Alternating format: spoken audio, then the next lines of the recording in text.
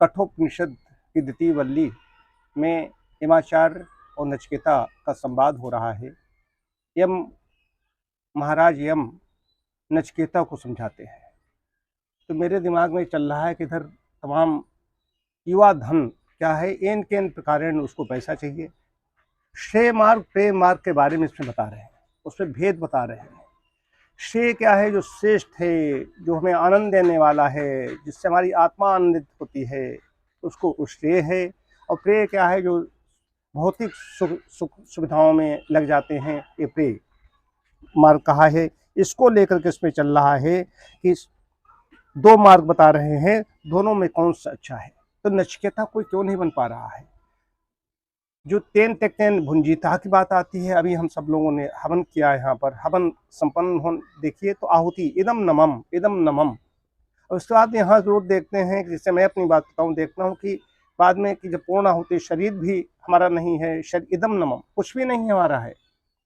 या आजकल तो रजोगुण बह रहा है, चुनाव हैं, देखो ना जगह जगह ऐसे युवा, मतलब कि उनके अंदर माता पिता भी वही अपेक्षा रखते हैं कि अपने पड़ोसी को दिखाने के लिए, नाते रिश्तेदारों को दिखाने के लिए होड़ लगाए हुए हैं कि ज़्यादा से ज़्यादा धन उपार्जन को, फिर वो कोई न कोई सहारा लेते हैं।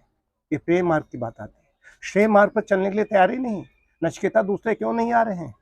अगर जो त्यागमयी तपोमयी जीवन जी रहा है तो उसकी समाज भी वो इसकी उपेक्षा करता है।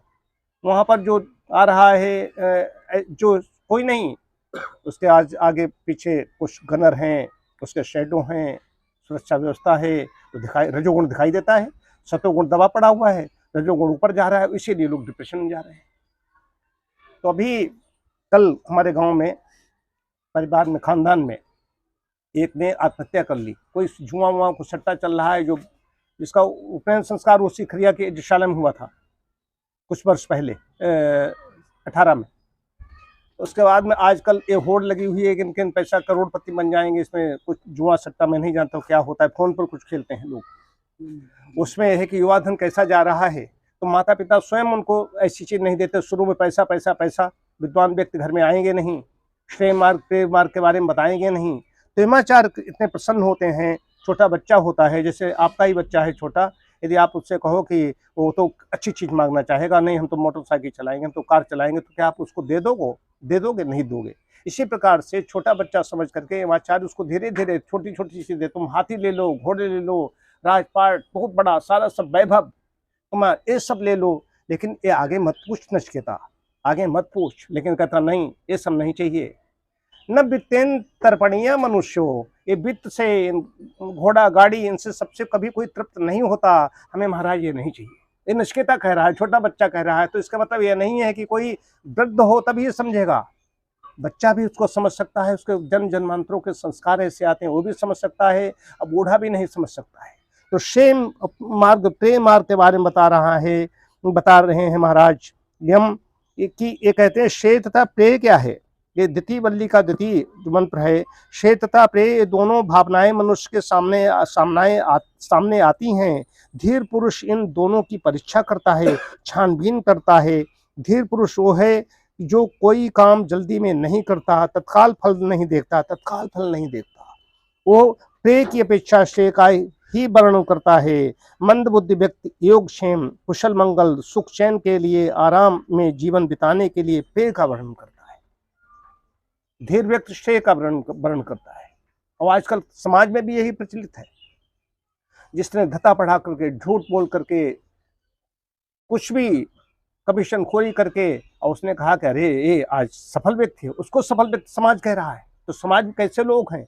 इस समाज विकृत है, समाज बीमार है। तो समाज क्या कह रहा है, अब हमें नहीं ध्यान देना है इस पर। पहले कहा जाता था महाजनों एन कथाहस पंथा डक्सप, महाजनों एन कथाहस पंथा, जिस पर महाजन लोग, बड़े लोग चलते हैं, वो पथ बन जाता है। उसके पीछे पीछे लोग चल पड़ते। लोग कहते कि उदाहरण देते, वो तो डक्सप कर रहे हैं, तो वो ऐसा बैठे थे, हम भी इस बैठे हुए। आज पर वही देखते हैं, आज महाजन हमारे किस ओर ले जा रहे हैं। कहाँ पर श्रेय मार्ग प्रेम मार्ग को समझाने वाला कौन है? तब महाकवि कालिदास को लिखना पड़ा कि प्रमाणम अंतःकरण प्रवृत्तियां, अपनी अंतःकरण की आत्मा को प्रमाण मानो। जब तुम्हें दूर दूर तक कुछ दिखाई न दे, कि हमारे महाजन लोग कहाँ जा रहे हैं, बड़े लोग हमें क्या किधर ले जा रहे हैं, समाज के जो अगुवा हैं वो लोग क्या हमें रास्ता दिखा रहे हैं, तब अपनी अंतरात्मा की आवाज को सुनो और उसको प्रमाण मानो, अपने अंदर झांकना होगा। वही महात्मा अप दीपो भक्ति बात यहाँ पर वही आती है। तो ये है, ये कहाँ है शास्त्र, कहाँ है उपनिषद। उस ओर नहीं जब चलेंगे, विद्वान व्यक्ति घर में नहीं आएंगे, तो युवा धन ऐसे ही अकाल ही काल कबलित होगा। अब आदमी ये भी प्रचलित है कि कहते हैं कि वो तो पर मतलब कि विधाता को यही मंजूर था। विधाता को मंजूर था, फिर क्यों भाई रोध हो रहे हो, प्रसन्न होना चाहिए। विधाता को ऐसा मंजूर नहीं है, ये अकाल मृत्यु है। वो अपने स्वेच्छा से इसको जीवन को लंबा कर सकते थे, और लंबा करने के विधान है। हम लोग मंत्र भी पढ़ते बैठे हुए, विधान है। अपनी आयु को लंबा कर सकते हो, दीर्घ बना सकते हो, स्वस्थ जीवन कर सकते हो, ऐसी सारी व्यवस्था है, लेकिन उसके अनुसार मुझे चलना पड़ेगा। तो भद्रम पश्याम, हमें क्या सुनना है, क्या देखना है, इसका भी प्रभाव पड़ता है। हम देखते क्या है, सुनते क्या है, इसका हमारी आयु पर प्रभाव पड़ता है। तो श्रेय मार्ग का वर्णन करना होगा, इसी में कल्याण है।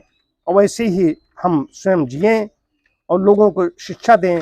हमारे जीवन से स्वम स्वम आचरण, हमारे आचरण से ध्वनित होना चाहिए कि ये श्रेय मार्ग का प्रतीक है, ये प्रेम मार्ग का प्रतीक है।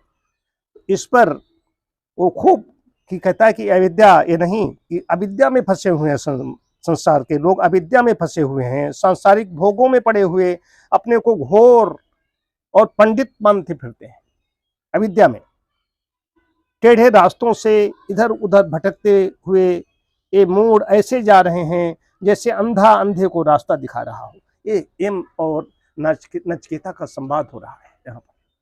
ये बात बतानी थी स्टे और प्रे के बारे में। ये बहुत हमें अच्छा लगा, इसमें उपनिषद की कक्षा चल रही है। इसी के साथ अपनी बात समाप्त करता हूँ। ओम शांति शांति शांति।